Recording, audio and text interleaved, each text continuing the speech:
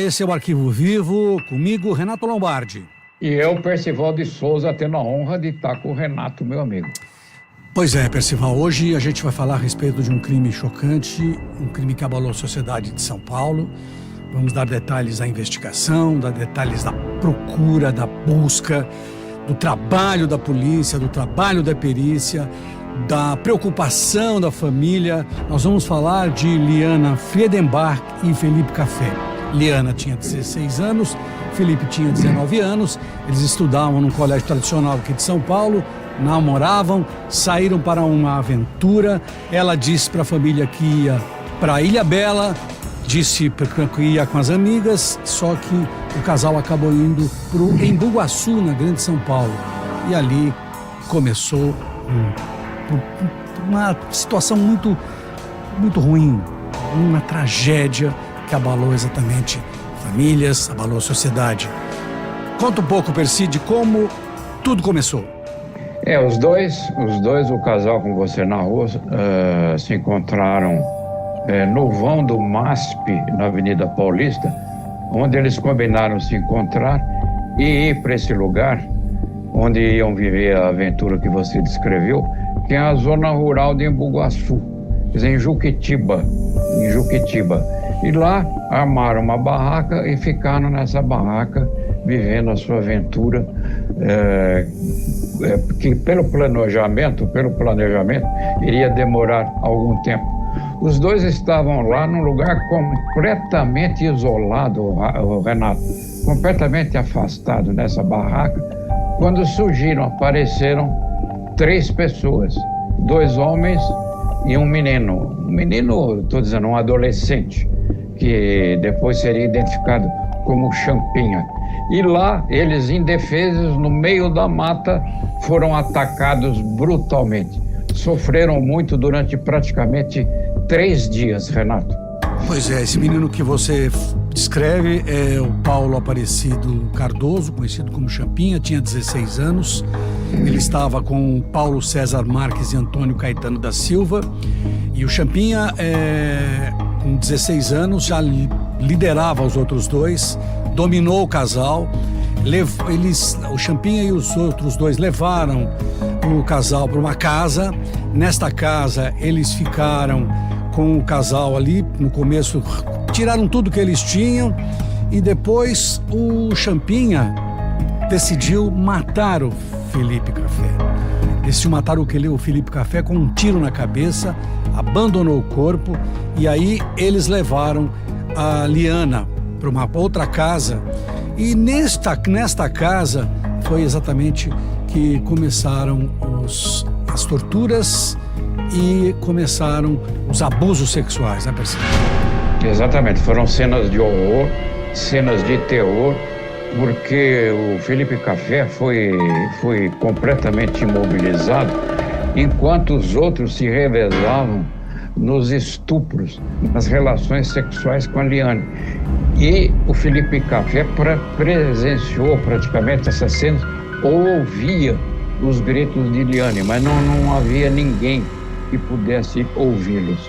Então, depois de assistir a tudo isso, o Champinha, que tinha uma ascendência incrível, como você disse, Renato, sobre os 2 adultos, é ele que dava as ordens, o Champinha que mandava.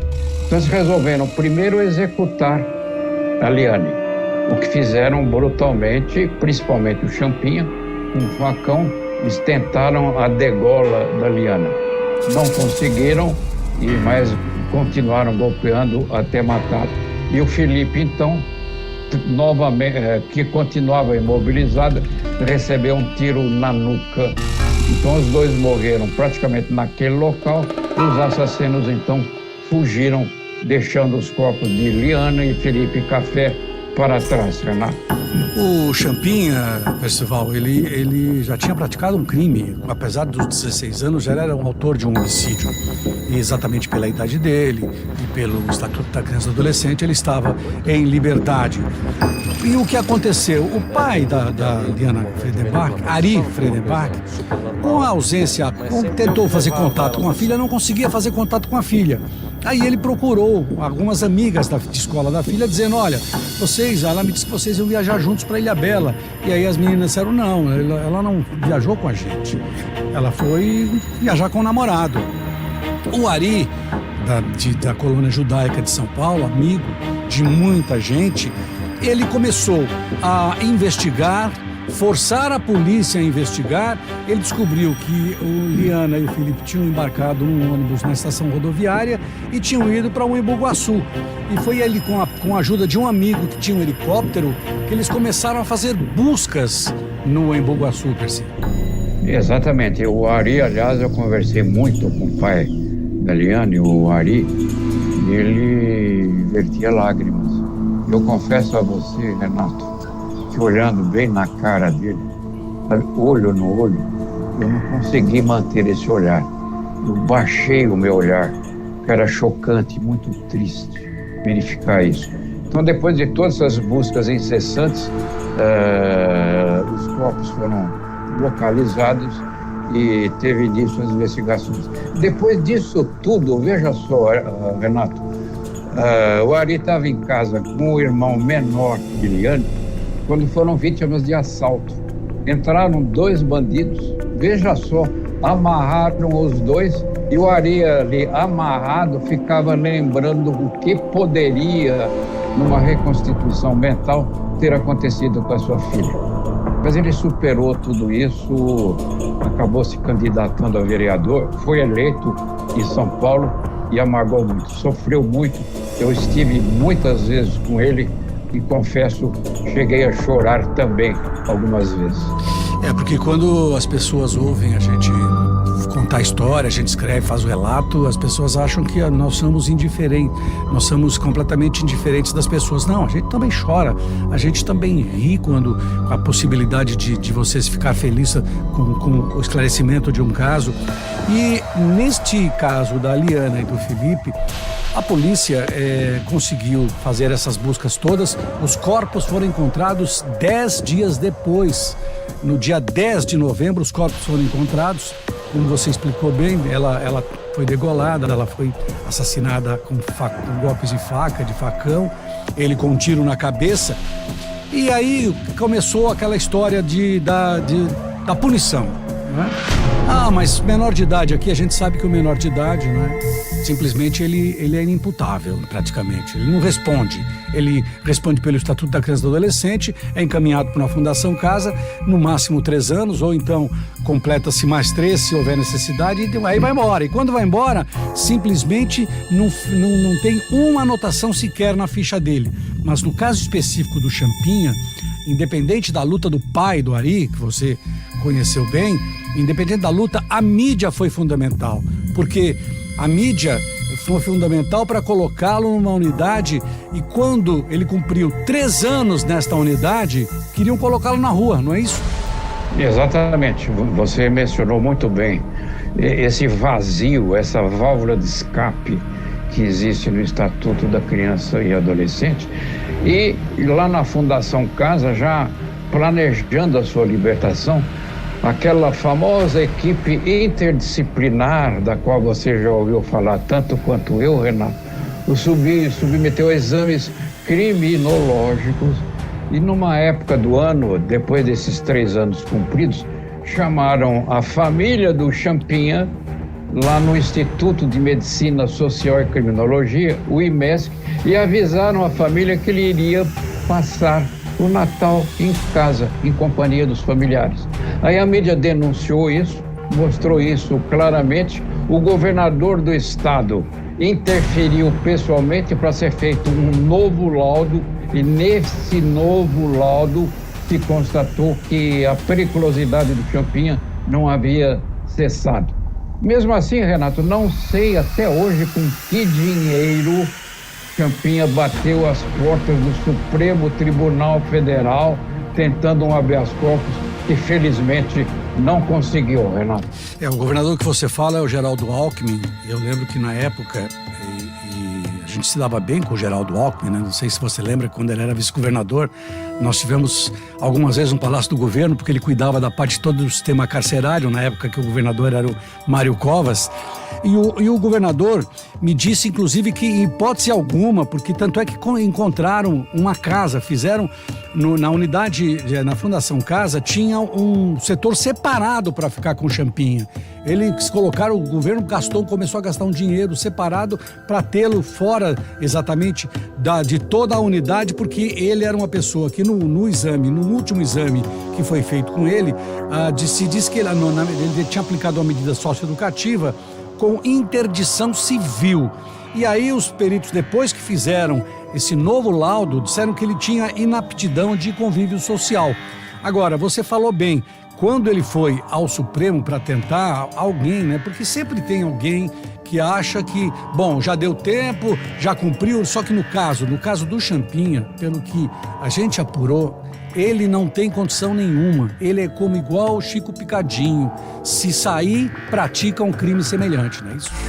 Exatamente. É irrecuperável a tendência de um sociopata, que é o diagnóstico psiquiátrico para ele, indica isso. Agora, curiosamente, ele ficou numa unidade, Renato, na Zona Leste.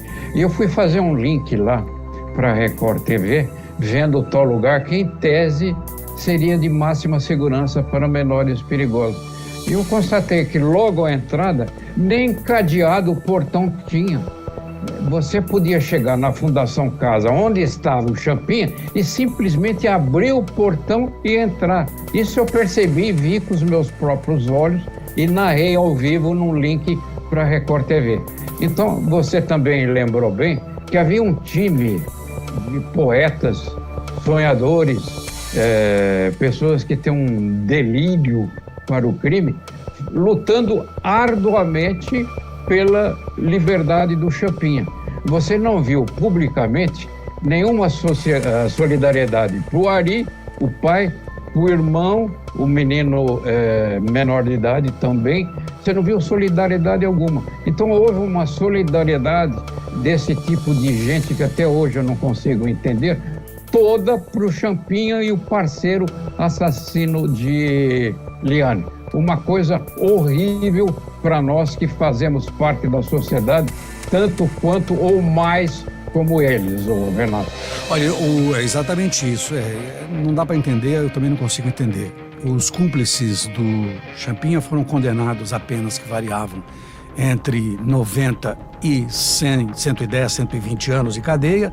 Ele continua na Fundação Casa, exatamente nesse setor separado, e é o que se espera, porque assim, de vez em quando a gente dá uma cutucada para saber se ele continua, porque mais dia menos dia, eu acredito que um outro gênio, entre aspas, vai querer colocá-lo na rua, porque é sempre assim.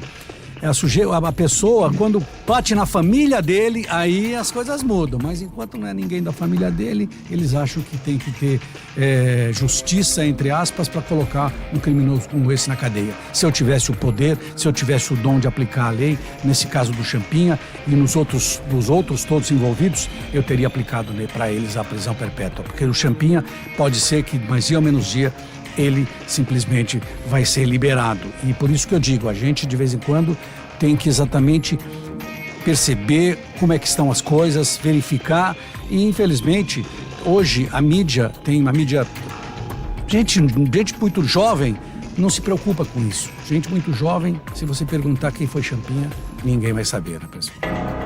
E se soubesse, daria um pulinho lá na Fundação Casa e verificaria que tipo menor infrator, porque tem um eufemismo semântico nisso, né, Renato?